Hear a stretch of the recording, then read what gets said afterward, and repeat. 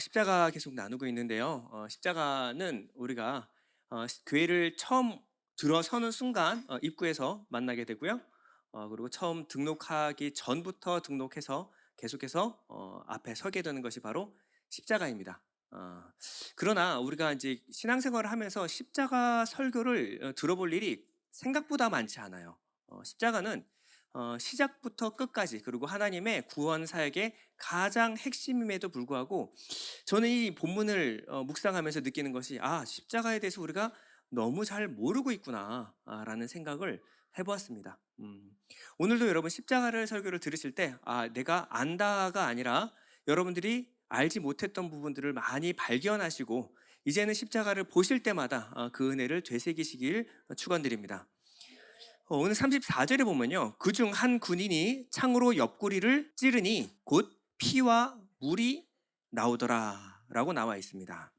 저번 시간에 우리가 나눴다시피 십자가에 매달린 죄수들은요, 고통스러워하다가 결국엔 질식사로 숨지게 됩니다. 예.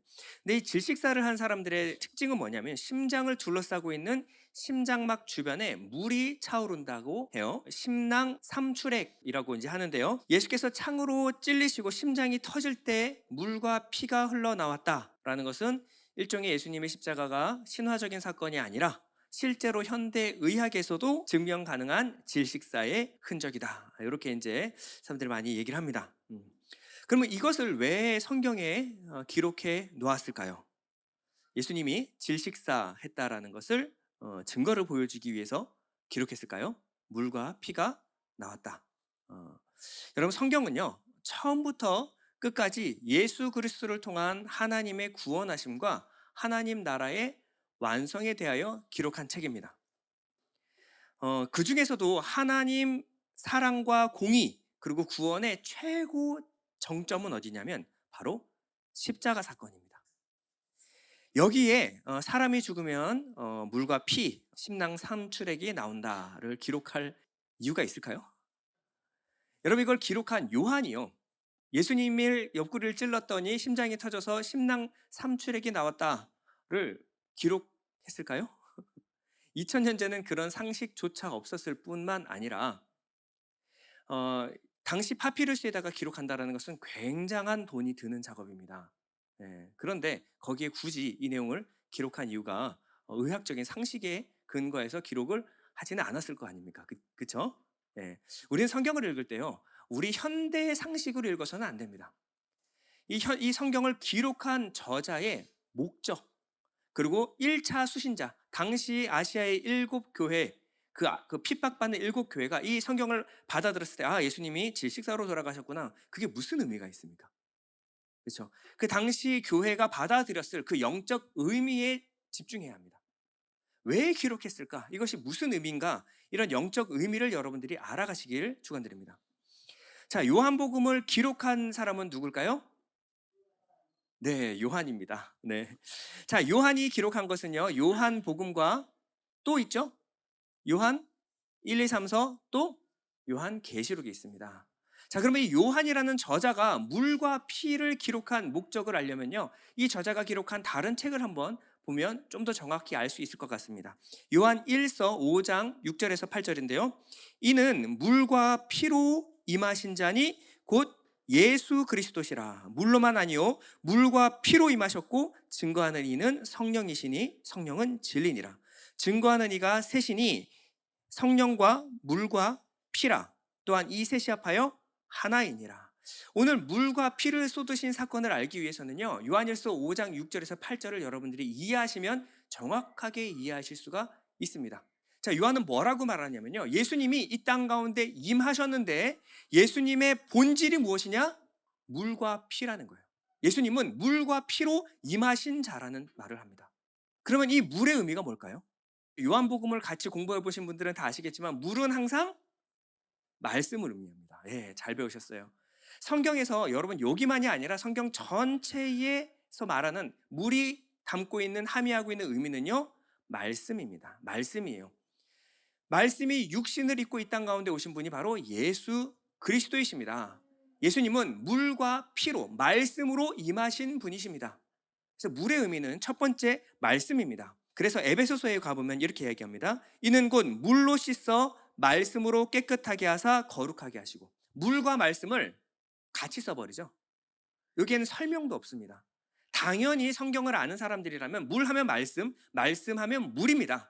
근데 이 물과 말씀은 무엇을 하느냐? 말씀으로 우리를 깨끗하고 거룩하게 하는 것이다. 이렇게 설명하고 있는 거예요. 그러면 어떻게 물이 우리를 정결케 하는가? 우리 베드로 사도의 기록을 한번 보도록 하겠습니다. 베드로전서 3장 20절인데요. 그들은 전에 노아의 날 방주를 준비할 동안 하나님이 오래 참고 기다리실 때 복종하지 아니하던 자들이라. 방주에서 물로 말미암아 구원을 얻은 자가 몇 분이니 겨우 8명이라. 물은 예수 그리스도께서 부활하심으로 말미암아 이제 너희를 구원하는 표니 곧 침례라.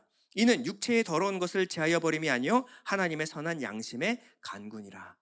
자, 먼저요. 물은 뭐냐면 구원하시는 표다. 표다. 근데 어떤 표냐? 침례라는 거예요. 자, 그걸 뭐라고 설명했냐면 노아 홍수 사건으로 설명을 해놨어요. 자, 노아 홍수 사건을 한번 가볼게요. 노아 홍수 사건은요, 죄악으로 인해서 하나님이 물로 세상을 심판하신 사건입니다. 그럼 여기서의 물은요, 심판의 물입니다. 심판의 물이에요. 이 심판에 대하여 노아에게 미리 말씀하셨고, 노아는 예언자적인 선포로서 그 당시 사람들에게 하나님께서 물로 말미암아 세상을 심판하실 것이다 말했어요. 근데 사람들이 믿지 않았습니다. 여러분, 이 물에서 건짐을 받는 사람들은요, 좀 더 착하면 건짐을 받을까요? 아니죠. 열심히 산 사람은 구원을 받을까요? 아니에요. 하나님께서 말씀하셨습니다. 이 물에서 건짐을 받을 수 있는 유일한 방법은 방주를 짓고 방주 안에 들어가는 것입니다. 하나님이 제시하신 구원의 방법은 단 하나밖에 없어요. 방주입니다.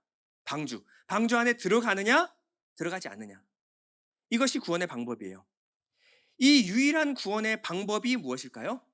무엇을 상징하는 걸까요? 예수 그리스도이십니다. 하나님의 심판 가운데 우리가 구원을 받을 수 있는 방법은요, 더 착하고 덜 착하고가 아니에요. 하나님이 말씀하신 그 구원의 방법을 믿고요, 그 방주 안에 들어가는 것. 예수 안에 들어가는 자만 구원을 얻습니다. 예수와 연합함으로 구원을 얻는 거예요. 내 힘과 능력으로는 하나님의 심판에서 벗어날 수가 없습니다. 이것을 뭐라 그러냐면 그 물이 구원하는 표다. 침례다. 침례는요, 모든 육식하는 것들이 다 죽고요, 누구만? 예수 안에 속한 자만 살아나는 것. 이것이 침례입니다. 그렇기 때문에 이 침례는요, 우리를 구원하는 표입니다. 다시 말해서 내가 예수 믿어 구원받았습니다. 이것을 드러내는 것이 침례죠.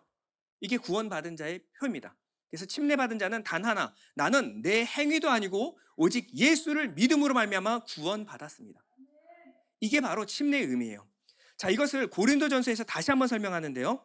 형제들아, 나는 너희가 알지 못하기를 원하지 아니하노니 우리 조상들이 다 구름 아래 있고 바다 가운데에 지나며 모세에게 속하여 다 구름과 바다에서 침례를 받고. 자, 지금 침례를 설명하는데 뭐라 그러냐면 홍해 도화 사건, 홍해를 건넌 사건을 말하고 있어요. 물 가운데로 누가 건너갔냐면 이스라엘은 건너갑니다. 근데 이스라엘이 어떻게 이 물 가운데로 건너가서 구원을 얻을 수 있었는가? 모세에 속하여. 모세에 속하여. 모세에 속한 이스라엘은 다 구원받습니다. 그러나 애굽 병사들은 이 물로 말미암아 수장당해 버린 거예요. 이 물은 구원하기도 하고 그리고 심판하기도 하네요. 똑같은 물인데 어떤 사람에게는 구원하는 표고요, 어떤 사람들에게는 심판입니다. 이 물을 지나게 됐을 때 어떠한 일이 일어나느냐? 애굽, 야곱은 죽고요, 이스라엘, 하나님의 백성으로 살아납니다. 우리 저번 시간에 들었던 분들은 이해하실 거예요. 야곱이 죽고 이스라엘로 살아나는 사건이 바로 홍해 도화 사건입니다. 어떻게요? 모세에게 속하여. 모세가 상징하는 것은 예수 그리스도입니다. 우리가 예수 그리스도에 속하여 구원함을 받은 무리, 이것이 바로 이스라엘 구원받은 하나님의 백성입니다. 이것을 침례라고 해요. 자, 그러면 침례를 한번 다시 돌아보면요, 구별되고 분리되는 것입니다. 어떻게 분리돼요? 예전에 나는 죽고 애굽은 죽고 그 전에 모든 창조는 죽고 새 하늘과 새 땅으로 살아나는 사건이 뭐예요? 바로 침례입니다. 침례는 분리되는 거예요. 예전에 내가 죽었습니다. 이제 이전의 삶은 난 끝났습니다. 그리고 새로운 삶이 시작되는 거예요. 누구에게 속하여? 구원의 방법, 구원자에게 속하여 내가 심판에서 구원함을 받았다. 이것이 바로 침례의 사건입니다. 예수님께서 이 땅에 오셨어요. 하나님의 심판이 떨어지는데 누구에게 속한 자만 구원을 받습니까? 예수에 속한 자. 말씀은 말씀인데 심판하는 물, 심판하는 말씀이 있어요. 율법입니다. 율법이에요. 율법 아래 모든 사람은 다 죄인입니다. 율법의 저주와 심판을 받아야 하는데 예수 안에 속한 자는요, 그 율법으로부터 구원함을 받습니다. 고린도서 3장 6절입니다. 그가 또한 우리를 새 언약의 일꾼 되기에 만족하게 하셨으니 율법 조문으로 하지 아니하고 오직 영으로 함이니 율법 조문은 죽이는 것이요. 말씀은 말씀인데 죽이는 거예요. 물은 물인데 심판하는 겁니다. 근데 이 심판에서 율법 조문은 죽이는 것이요. 우리는 무엇으로? 영으로 살아나는 것입니다. 영으로 살아나는 거예요. 우리는 예수 안에서 살리심을 받았습니다. 이 생명을 받은 사람의 특징이 무엇이냐면 영이에요. 이제는 우리는 육에 속한 자가 아니라 영에 속한 사람입니다. 그럼 내가 육에 속했는가? 영에 속았는가? 우리 다시 한번 베드로전서로 거꾸로 돌아갑니다. 3장 21절. 물은 예수 그리스도께서 부활하심으로 말미암아 이제 너희를 구원하는 표. 내가 구원 받았는가 받지 않았는가를 나누는 것이 바로 이 물인데요. 곧 침례라. 이는 육체의 더러운 것을 제하여 버림이 아니요 하나님을 향한 선한 양심의 간구가 뭐예요? 이게 영이죠. 이게 성령이 하시는 것입니다. 우리 안에서 말할 수 없는 탄식으로 우리를 위하여 간구하시는 분이 누구십니까? 성령이에요. 그러면 여러분들이 성령을 받았는가 받지 않았는가는 여러분들의 신앙생활이 내가 육체의 더러운 것, 내 행함에 깨끗한 행함, 더러운 행함을 제하여 버리는 이것은 결국 율법에 속한 거예요. 이렇게 하느냐 아니면 하나님이 우리에게 주신 구원의 증거, 구원의 방법인 예수 그리스도를 향한 간구가 있느냐. 우리는 예수 그리스도를 믿어 구원을 얻는 겁니다. 예수 그리스도께 속하여 구원을 받는 거예요. 이 신앙생활을 통해서 우리는 알 수 있습니다. 내가 침례를 받았는가, 구원하는 표가 있는가 없는가, 내 안에 선한 양심이 있는가, 성령이 있는가. 우리 안에 간구가 무엇을 향한 간구인지를 여러분들이 보시면 알 수 있다는 거예요. 자, 이게 물입니다. 자, 피는요, 피는 생명을 의미하죠. 성경을 읽어보신 분은 피는 생명을 의미합니다. 죄의 삭은 사망이에요, 사망. 근데 이 죄를 정결케 하는 것은 오직 피로만 사함을 받을 수 있습니다. 히브리서 9장 22절입니다. 율법을 따라 거의 모든 물건이 피로써 정결케 되나니 피 흘림이 없은즉 사함이 없는, 죄 사함이 없다라는 거예요. 자, 그러면 우리의 죄에 대한 개념이 달라집니다. 자, 우리가 행함이 한두 개 우리가 잘못한 것은요, 거짓말하면 나중에 가가지고 내가 거짓말했어 자백하고 그리고 사과하면 돼요. 눈에는 눈, 이에는 이로 갚으면 됩니다. 내가 실수라도 눈을 다치겠으면 내 눈을 다치게 하면 돼요. 이는 이로 갚으면 돼요. 변상하면 된다는 얘기입니다. 내가 행한 거, 잘못한 거 몇 가지를 내가 죄라고 한다면 그것은 내가 갚으면 돼요. 근데 율법은 뭐라고 말하냐면 피 흘림이 없은즉 사함이 없다. 그럼 우리 죄는 어디를 타고 흐르는 거예요? 피를 타고 흐르는 겁니다. 피를 타고 흐르는 거예요. 다윗이 뭐라고 말했습니까? 밧세바를 범하고 밧세바 범한 사건에 대하여 회개하는 것이 아니라 하나님, 나는 날 때부터 모태로부터 나는 죄인입니다. 내가 이거 회개한다고 죄를 안 짓는 게 아니에요. 하나님, 내 안에 우슬초로 나를 정결케 해 주십시오. 나는 날 때부터 모태부터 피 가운데 죄인의 피를 타고 난 죄인입니다. 그러니 내 다리를 꺾음으로 말미암아 나를 자유케 해 주십시오. 이게 다윗의 고백이었어요. 우리는 날 때부터 죄인이에요. 이 피는요, 우리가 어떻게 할 수가 없습니다. 우리가 피를 정결케 할 수 없어요. 피를 타고 흐르는 죄를 우리가 정결케 할 수가 없는 겁니다. 이것을 정결케 하는 방법은 오직 피는 피로만 갚아야 돼요. 이 피가 심판을 받아 하나님께 죄사함으로 드려지는 것이 바로 율법의 제사였습니다. 자, 제단 위에 불이 있죠. 불은요, 저주받아 죽어야 할 이 피, 육체를 태우는 것입니다. 이것이 무엇이냐면 심판이에요. 불은 하나님의 심판을 상징하는 것입니다. 고린도전서에서 바울은 우리가 이 불 가운데서 구원을 받았다. 이 불 가운데서 구원을 받았다라고 말하고 있습니다. 고린도서 3장 15절인데요. 누구든지 그 공적이 불타면 해를 받으리니 그러나 자신은 구원을 받되 불 가운데서 받은 것 같으리라. 자, 이 불은 하나님의 심판을 상징한다 그랬어요. 하나님의 심판은 그 기준을 뭘로 할까요? 하나님의 기준입니다. 사람들이 봤을 때, 이 사람은 착하고, 이 사람은 훌륭한 사람이고, 이 사람은 본받을 만한 사람이야. 하나님 보실 때는 다 죄인이에요. 사람이 봤을 때는, 슈바이처 간지는 되게 훌륭한 사람이지. 이순신은 구원받아야죠. 그러나 하나님 보실 때는 그냥 죄인입니다. 죄인이에요.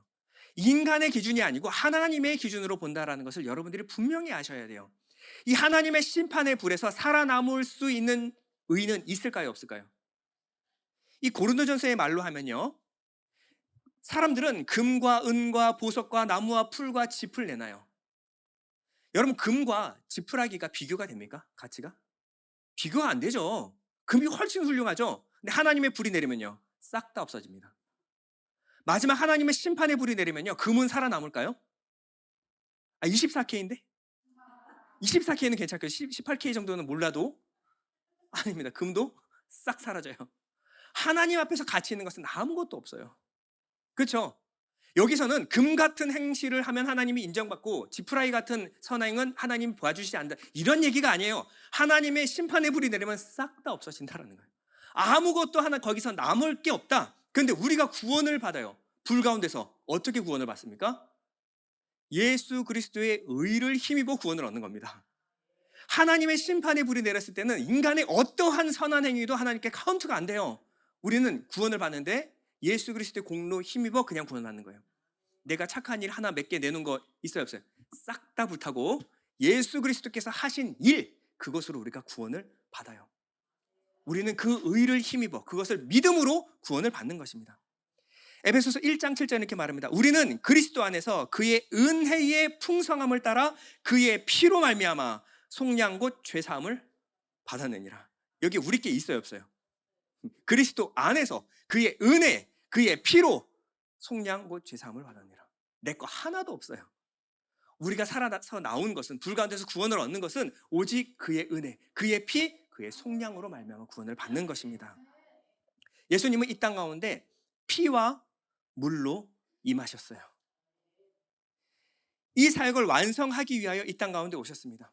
하나님의 심판의 불이 내렸는데 예수께서 그것을 모두 다 받아내셨어요. 그 저주의 물과 그리고 피, 그 불, 하나님의 모든 심판을 다 받아내시고 율법의 모든 요구를 충족해 하셨습니다. 율법을 완성해 버리신 거예요. 로마서 8장 1절에서 2절 여러분 다 같이 한번 읽어보겠습니다. 시작. 그러므로 이제 그리스도 예수 안에 있는 자에게는 결코 정죄함이 없나니 이는 그리스도 예수 안에 있는 생명의 성령의 법이 죄와 사망의 법에서 너를 해방하였음이라. 아멘. 우리는 어떻게 해방을 받았냐면 죄와 사망의 법에서 어떻게 생명의 성령의 법이 우리를 해방시켰다라는 거예요. 우리는 불로 인해 함께 세상과 불타 없어져야 할 죄인임에도 불구하고 그 모든 죄와 어둠이 예수 그리스도 안에 우리가 들어감으로 말미암아 그 심판에서 우리를 구원하신 겁니다. 그리고 우리 안에 그 증거로, 그 보증으로 성령을 우리에게 불어넣으셨어요. 자, 요한일서 5장 6절. 이는 물과 피로 임하신 자니 곧 예수 그리스도시라. 같은 성경 계속 보고 있다는 거 놓치면 안 됩니다. 물로만 아니요 물과 피로 임하셨고 증거하는 이는 성령이시니 성령은 진리니라. 증거하는 이가 셋이니 성령과 물과 피라. 또한 이 셋이 합하여 하나이니라. 자, 이 율법의 모든 정결법이 뭡니까? 물이에요. 율법의 모든 정결케 하는, 정결해야 된다는 그 법이 물이에요. 그리고 죄를 사하는 그 모든 제사법이 무엇입니까? 피예요. 네. 물과 피는 모든 구약의 증거는 무엇을 향하고 있습니까?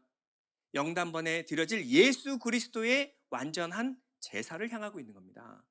그리고 이 제사가 완전했다라는 것을 누가 증언하시냐면 직접 성령 하나님께서 직접 증언하신다라는 거예요.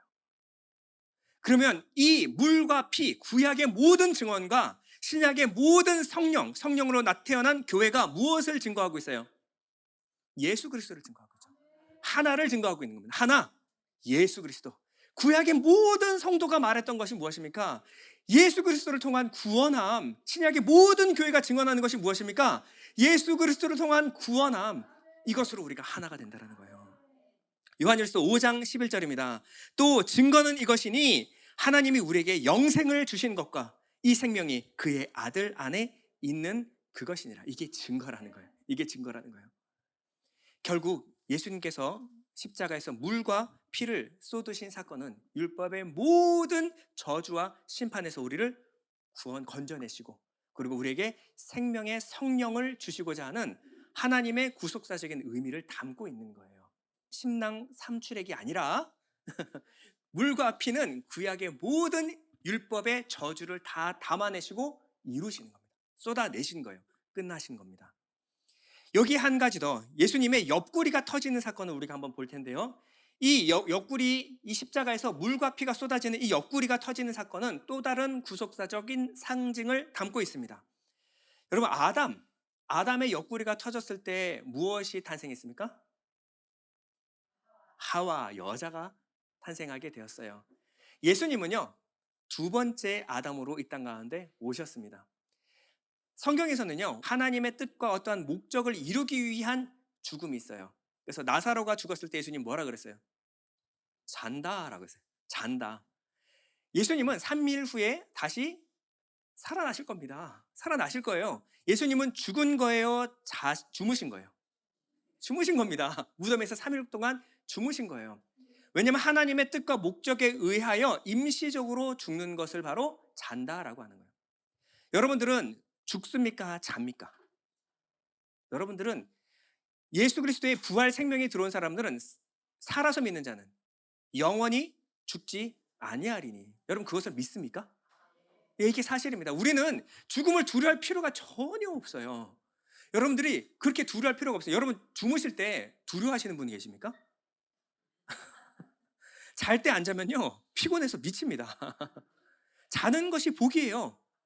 여러분, 편안하게 죽으시기 바랍니다. 여러분, 눈 떴을 때는요, 말할 수 없는, 죽음과 비교할 수 없는 영광이 여러분들을 기다리고 있습니다.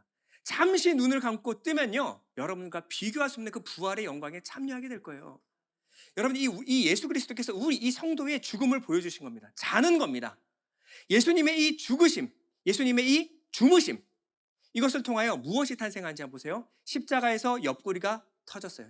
하나님께서 이 아담을 재우시고, 그리고 이 아담의 옆구리에서 무엇을 끌어내셨어요? 갈빗대로 그리스도의 신부, 내 뼈 중에 뼈요, 살 중에 살인, 그 신부인 교회를 탄생하게 하시는 겁니다. 그래서 이 십자가에서 옆구리가 터지는 사건은 이 옆구리가 터짐으로 말미암아 교회가 우리가 탄생하는 이 사건을 상징하고 있는 것입니다. 예수님께서 말씀하셨죠. 물과 성령으로 거듭나지 않으면 하나님 나라에 들어갈 수가 없다. 요한복음 3장 5절입니다. 사람이 물과 성령으로 나지 아니하면 하나님 나라에 들어갈 수 없느니라. 육으로 나는 것은 육이요, 영으로 나는 것은 영이니. 여러분, 교회는요, 예수님의 옆구리에서 태어난 그리스도의 신부입니다. 예수께서 죽으심으로 말미암아 교회가 태어났어요. 예수님 뭐라 그래요? 이것은 나의 교회다, 주님의 교회다라는 거예요. 사망의 검새가 이기지 못하리라.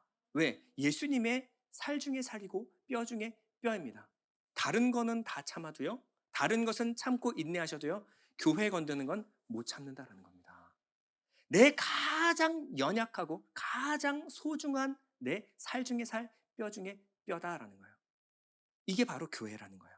저번 시간에 우리가 배운 예수님의 뼈가 꺾이지 않고 두 강도의 뼈가 꺾인 일, 이게 무슨 의미라 그랬어요? 자, 그래서 복습 안 하시면 안 되는 거예요. 자, 야곱이 환도뼈가 꺾이는 사건으로 말씀드렸죠. 내 모든 의가 꺾어지고, 예수님의 뼈는 꺾였어요, 안 꺾였어요? 안 꺾였습니다. 십자가는요, 예수님의 꺾여서 내가 산 게 아니라 내가 꺾이고 예수로 산 겁니다. 내 모든 의가 꺾어지고 예수님의 의만 하나님이 인정하신다.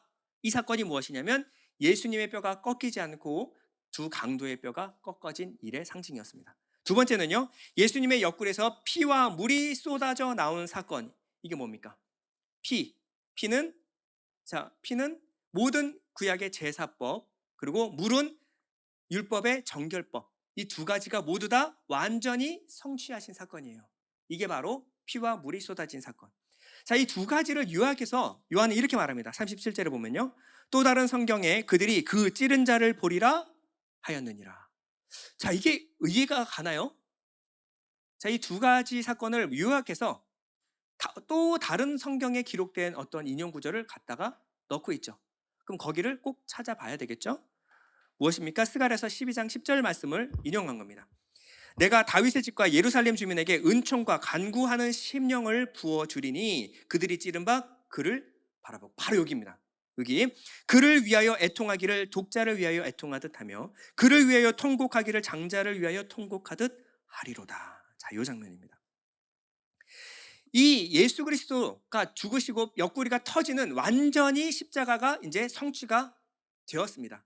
이때 어떤 일이 일어나면 그들이 그 찌른 자를 보게 될 것이다. 자, 이 보게 되었을 때 터져 나오는 것이 무엇이냐면 애통하기를, 통곡하기를입니다. 그 전까지는 그들이 몰랐어요. 그래서 그들이 찌를 때는 몰랐지만 나중에 예수님의 모든 물과 피가 쏟아진 사건 후에 그들이 어떻게 되냐면 그들이 그 찌른 자를 보게 될 것이다. 보아 알게 될 것이다. 그때 어떤 반응? 애통과 통곡이 터져 나올 것이다. 이것은 그냥 터져 나오는 게 아니라 사파드, 머리카락을 쥐어뜯고 가슴을 치며 울부짖다. 여러분, 이런 울음을 물어보셨나요? 어떨 때 이런 울음을 짓죠? 그냥 또르르 뭐 이런 거 말고, 이런 거 말고, 멋있는 울음 말고요. 머리카락 쥐어뜯고 가슴을 치면서 울부짖어 본 적 있습니까? 어떨 때 그래요? 내가 진짜 너무 사랑하던 사람을 잃었을 때 여러분 이런 울음을 짓게 되는 거예요. 요거는요, 쥐어 짜는 게 아니라 터져 나오는 겁니다. 터져 나오는 거예요. 견디지 못해. 이 울음은 안 울면요, 여러분 병되는 겁니다. 우셔야 돼요. 그 정도로 이 울음은 가득 차서 터져 나오는 울음을 말하고 있는 거예요. 예수님은 이 애통에 대해서 이렇게 말씀하십니다. 마태복음 5장 4절인데요. 애통하는 자는 복이 있나니 그들이 위로를 받을 것이며. 예수님이 말씀하신 애통은요, 펜데오라는 말인데요. 애도하다, 울부짖다예요. 울부짖다. 그냥 우는 것이 아니라 부르짖다와 울다가 합쳐진 울부짖다. 누가복음에는요, 누가는 이 상황을 이렇게 표현합니다. 지금 우는 자는 복이 있나니 저희가 웃을 것이며, 지금 우는 자는 어떻게 우는지 보세요. 클라이오라는 말인데 이것도 똑같이 큰 소리로 울부짖다라는 거예요. 이 클라이오를 어디 썼냐면 마리아가 예수님의 무덤가에서 울부짖다가 클라이오입니다. 내가 사랑하는 아들이 죽었을 때 엄마가 우는 그 울음이 뭐예요? 클라이오예요. 이 애통입니다. 그냥 또르르 아니에요. 내가 너무 사랑하는 한 사람을 잃었을 때 울부짖는 건데요. 이것을 정확하게 보여주는 그림이 어디에 나오냐면 야곱입니다. 야곱이 요셉을 잃었어요. 나머지 형제들이 요셉을 애굽에 팔았어요. 그러고 나서 팔았다는 말을 못하니까 들짐승에게 잡아먹혔습니다 하고 피를 묻혀가지고 아버지에게 갖다 줬어요. 그 아버지가 그 요셉의 옷을 보자마자 어떻게 울었을까요? 창세기 37장 33절입니다. 아버지가 그것을 알아보고 이르되 내 아들의 옷이라. 악한 짐승이 그를 잡아먹었도다. 요셉이 분명히 찢겼도다 하고 자기 옷을 찢고 굵은 배로 허리를 묶고 오래도록 그 아이 아들을 위하여 애통하니 그의 모든 자녀가 위로하되 그가 그 위로를 받지 아니하여 이르되 내가 슬퍼하며 수울로 내려가 아들에게로 내려가리라 하고 그의 아버지가 그를 위하여 울었더라. 어떻게 울었어요? 오랫동안. 너무 울다가 이러다가 아버지 돌아가시겠다. 그래서 형제들이 와서 말렸어요. 아버지 이제 좀 그만 진정하시죠. 물도 좀 드시고 진정하셔야 됩니다. 그랬더니 어떻게 했어요? 위로를 거절합니다. 아니, 나 여기서 울고 슬퍼하다가 아들 따라서 수울로 지옥으로라도 떨어지겠다. 나는 더 이상 살 수 없어. 요셉 없이 난 못 산다. 이 아버지의 울음이 바로 이 애통이라는 거예요. 여러분, 이 애통함은요, 하나밖에 없는 하나님의 사랑하는 독자가 죽었을 때 터뜨린 아버지의 애통입니다. 아버지의 아픈 가슴은 어땠을까요? 여러분, 예수 그리스도는 하나님이 이 땅 가운데 보내신 유일한 하나님의 아들이십니다. 침례를 받고 올라오셨을 때 하나님 뭐라 그랬어요? 성령 삼위가 딱 나타나시죠. 그래서 이는 내 사랑하는 자요 내가 기뻐하는 자다. 하나님이 그 기쁨을 이기지 못하여 말씀을 하시는 거예요. 어떤 사람들은 천둥이 쳤다라고 말할 정도로 하나님이 큰 소리로 내 아들이다, 내 사랑하는 아들이다, 내 기쁨이다. 여러분, 하나님과 이 아들의 관계가 얼마나 끈끈했는지, 얼마나 사랑했는지 아시겠습니까? 내 아들이 아버지께 부르짖고 결국 우리를 중보하시면서 이들을 용서해 주십시오, 이들이 하는 것을 알지 못함입니다, 이 소리 하고요 또 죽었어요. 그리고 이 심장이, 아들의 심장이 터지는 그 순간에 아버지의 심장도 같이 찢어진 겁니다. 내 사랑이다, 내 생명이다. 근데 이 아들이 십자가에서 죽은 거예요. 여러분, 이 아들보다 귀한 게 있습니까? 천지 만물을 지으신 하나님 아버지께서 이 아들보다 아끼는 게 있을까요? 근데 이 아들이 처참하게 찢겨 죽는 순간이었어요. 누구를 위해서? 여러분, 나 같은 죄인을 위해서. 여러분, 이게 이해가 가십니까? 이게 이해가 가십니까? 우리가 찌르는 순간 하나님이 우리를 위하여 어떠한 일을 행하셨는가를 우리가 똑똑히 보게 되는 것입니다. 우리가 무슨 짓을 했다고요? 우리가 하나님의 아들을 죽였습니다. 우리가 하나님의 사랑하는 독자 아들의 심장을 터뜨려 버린 거예요. 우리가 한 짓을 알게 되는 겁니다. 근데 하나님의 그 은총을 부어든 자들에게는 어떠한 일이 일어납니까? 내가 하나님의 아들을 죽였구나. 그리고 하나님의 아픈 그 마음이 내 마음 가운데 들어오는 거예요. 그 아픈 마음이 내 마음 가운데 들어왔더니 애통이 터져 나오는 겁니다. 스가랴서 12장 10절에 보면요, 이것이 바로 은총과 간구하는 심령을 부은 받은 자의 증거라는 것을 보여주고 있어요. 내가 다윗의 집과 예루살렘 주민에게 은총과 간구하는 심령을 부어주리니. 은총과 간구하는 심령이 뭡니까? 성령입니다. 우리에게 하나님 아버지의 마음, 그 성령을 우리에게 부어줬더니 그들이 찌른 바 그를 바라보고 그를 위하여 애통하기를, 독자를 위하여 애통하듯 하며 그를 위하여 통곡하기를, 장자를 위하여 통곡하듯 하리로다. 저는 아직까지 이 부분에 들어가면요 너무 가슴이 아픕니다.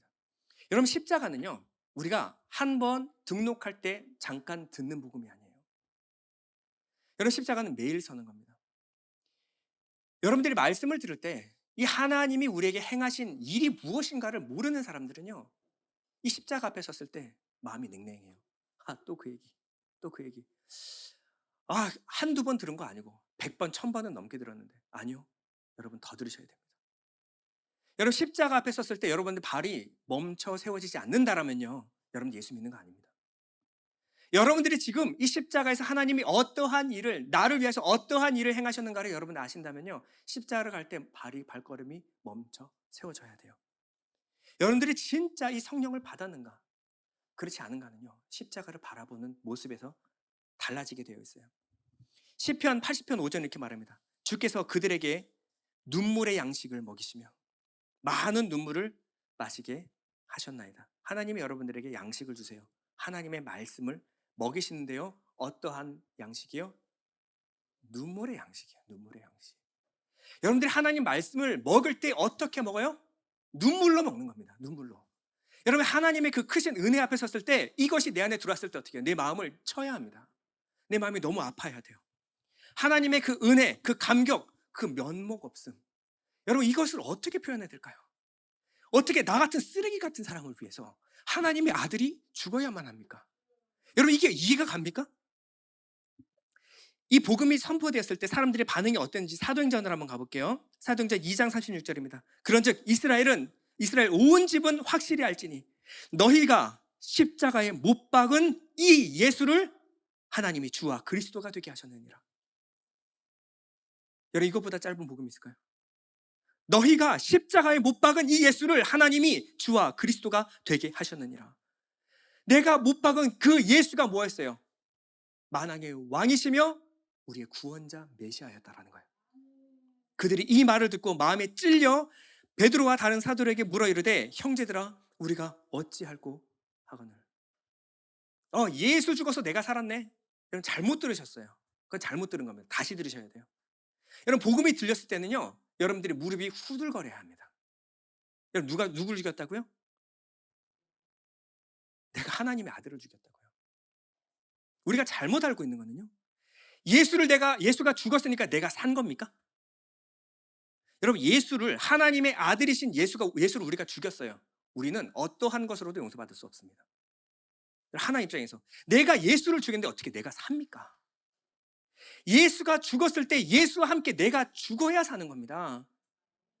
예수의 십자가를 잘못 알면요, 예수 죽여서 내가 산다라고 생각했어요. 여러분, 그거는 복음 아닙니다. 하나님의 아픈 심장이 무엇인지를 전혀 모르는 거예요. 아니에요. 이 말을 들었을 때, 형제들아, 우리가 어찌할꼬? 내가 무엇을 한들 하나님께 용서를 받을 수 있겠느냐? 회개하고 예수를 믿어야 된다는 거예요. 이것밖에 없습니다. 예를 한번 들어볼게요. 여러분, 희대의 연쇄 살인마가 있습니다. 이 살인마가 어떤 사람을 죽였냐면 20대 미만의 아이들만 12명 넘게 죽였어요.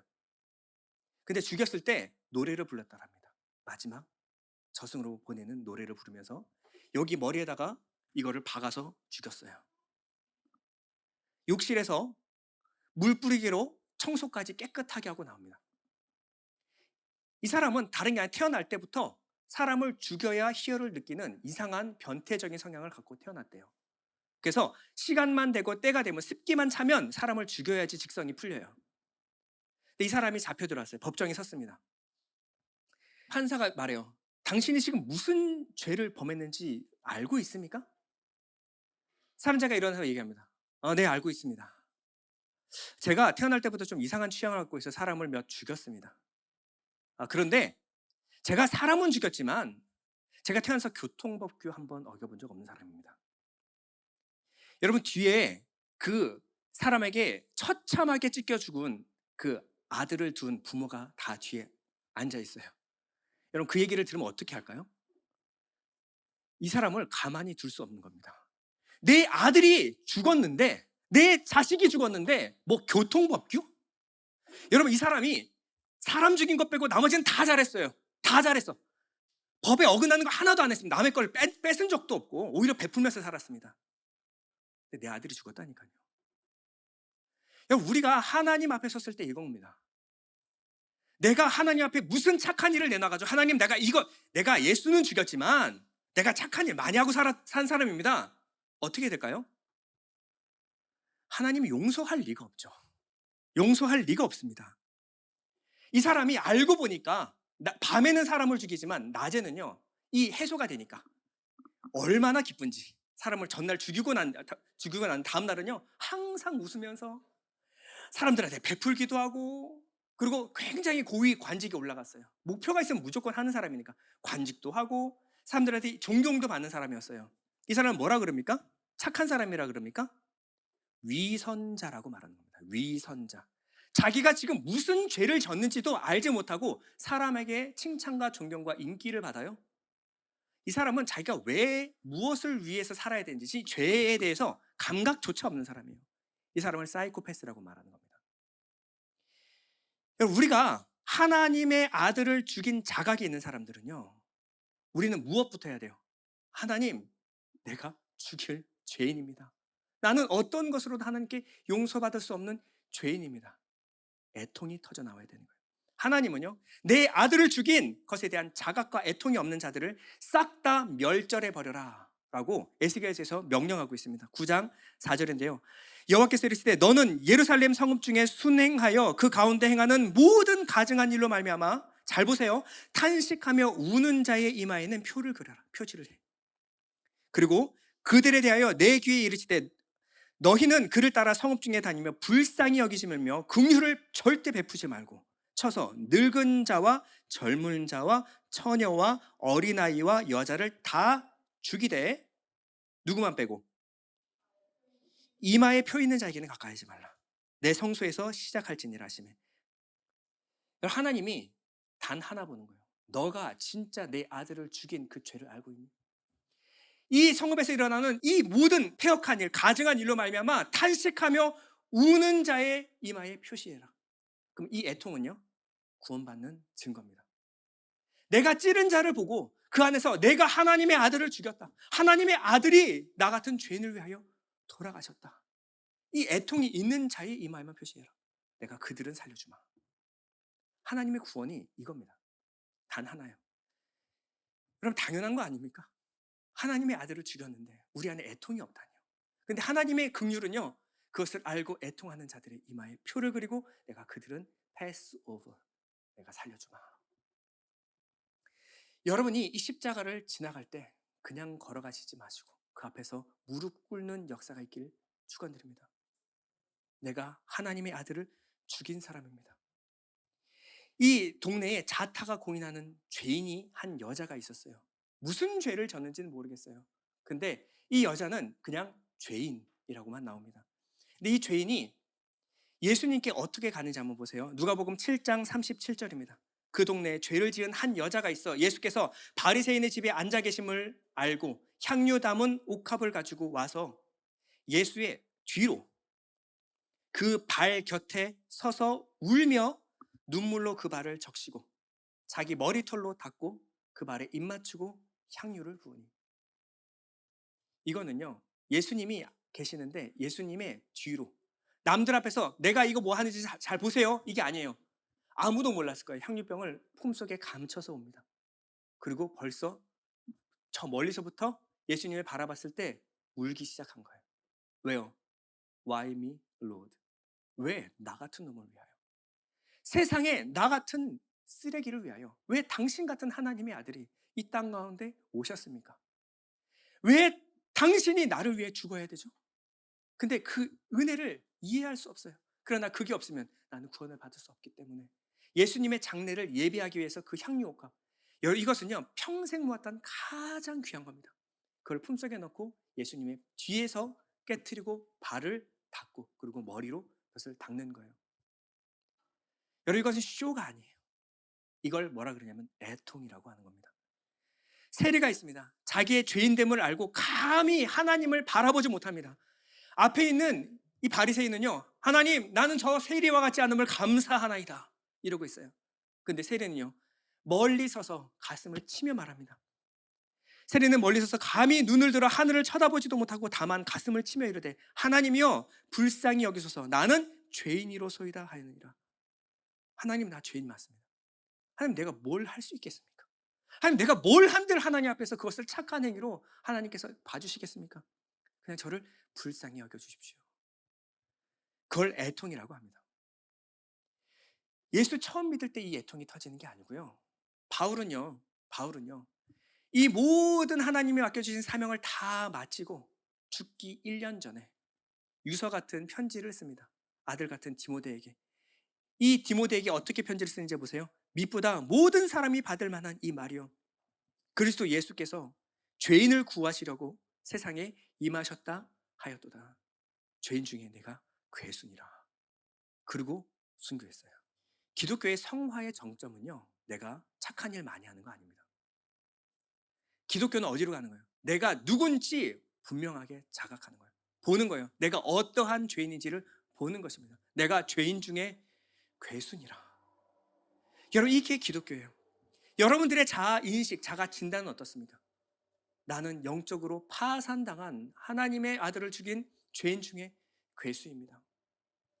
여러분, 이러한 발견이 있었습니까? 여러분들이 신앙생활하면서 나는 죄인 중에 괴수입니다. 이런 사람들이 이제 난 열심히 착한 일에 하나님께 상 받아야지. 이 땅에서 복 받고 저기 가서 상 받아야지. 아니요. 예수를 죽인 자가 무슨 말을 합니까? 무슨 말을 해요? 이러한 애통이 터져 나와야 돼요. 감사하게요, 이 회개와 애통이 터져 나온 자에게 하나님이 약속하신 것이 있습니다. 다시 마태복음 5장 4절인데요. 애통하는 자는 복이 있나니 그들이 무엇을 받는다고요? 그들이 위로를 받아요. 그들이 위로를 받아요. 내가 무슨 죄를 졌고 내가 어떠한 죄인 중에 계신지를 아는 자에게 하나님이 어떤 거기에 대한 위로를 주신다는 거예요. 이 위로는 그냥 위로가 아니에요. 이 헬라어는 파라칼레오라는 말인데요. 파라칼레오의 어근을 따라가면 뭐냐면 파라클레토스가 바로 보혜사, 성령, 위로자라는 거예요. 하나님을 위로하시되 어떠한 위로? 완벽한 위로를. 너는 괜찮아. 너는 내가 책임진다. 내가 너를 위해 죽었고 네가 내 안에, 내가 너의 안에 함께 죽은 거야. 이 위로를 주시는 거예요. 이 애통이 있는 자들만 구원하신다라는 겁니다. 이사야서 51장 11절인데요. 여호와께 구속받은 자들이 돌아와 노래하며 시온으로 돌아오니 영원한 기쁨이 그들의 머리 위에 있고 슬픔과 탄식이 달아나리이다. 하나님이 어떻게 말씀하세요? 이르시되 너희를 위로하는 자는 나 곧 나이니라. 하나님이 직접 위로하신다라는 거예요. 여러분, 이 위로를 받은 사람은 내가 하나님의 아들을 죽인 이 죄를 용서받았는데 그 아들과 함께 어떠한 죄를 용서하지 않으시겠습니까? 하나님이 여기까지 사랑하셨는데 하나님이 그 아들과 함께 모든 것을 주시지 않겠느냐? 여러분, 아들보다 아끼는 게 있을까요? 근데 그 아들의 생명을 내게 주셨는데, 그리고 그 아들이 내 안에 있음으로 말미암아 아들 되게 하셨는데 하나님이 아들 2번 잃을까요? 절대 그렇지 않습니다. 하나님은 여러분들을 머리, 털, 끝 하나도 다 세심받았어요. 여러분, 그거 세신다는 건 여러분 잘 때 하나님이 세고 계신, 너무 이쁜 겁니다. 너무 이쁜 거예요. 하나도 놓치고 싶지 않아요. 하나님이 허락지 않으면 다른 것도 아무것도 허락지 않습니다. 한 번 아들을 잃은 아버지의 슬픔은요, 2번 아들을 잃지 못하도록 이 마음이, 이 조그만 아들이 위험한 순간이 되면요 자그마한 신음에도 응답하신다고 그랬어요. 여러분, 하나님이 어떠한 복을 주셨는지 아세요? 여러분들이 신음하고 기도하는 모든 순간에 성령께서 여러분들을 품 안으십니다. 얘는 못 건드려, 얘는 못 건드려. 내가 핏값을 주고 샀다. 2번은 너희들은 더 이상 건드릴 근거가 상실된 거야. 여러분들이 기도하는 순간 여러분에게 이러한 위로가 임하는 거예요.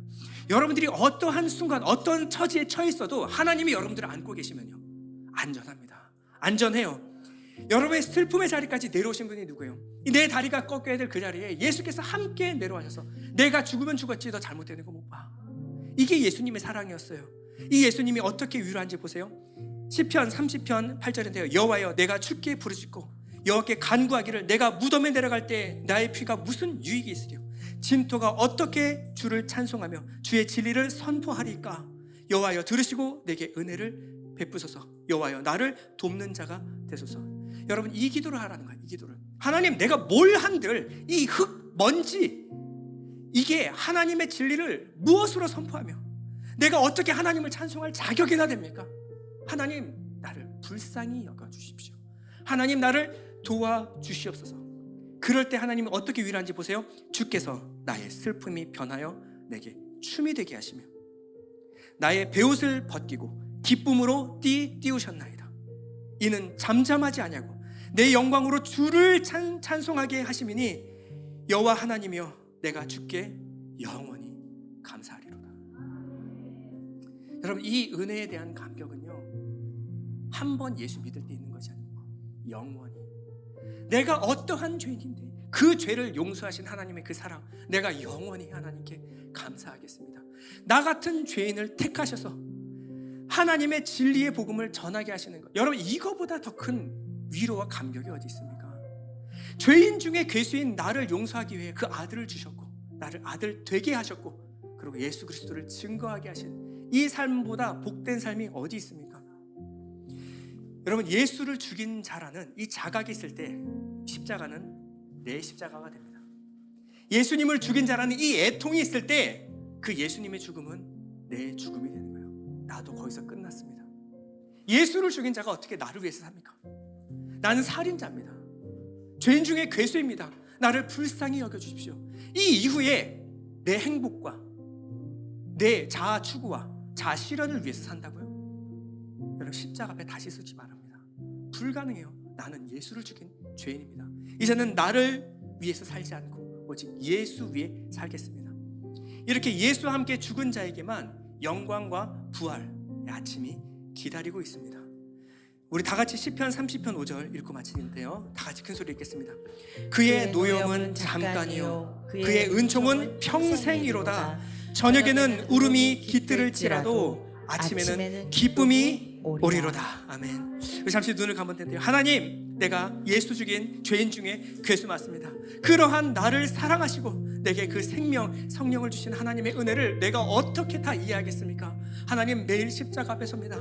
나를 사랑하신 그 사랑을 다 이해할 수 없습니다. 하나님, 내가 하나님의 사랑 안에 있는 줄 믿사오니 하나님, 내가 죽고 오직 예수로 살게 하여 주옵소서. 기도하겠습니다.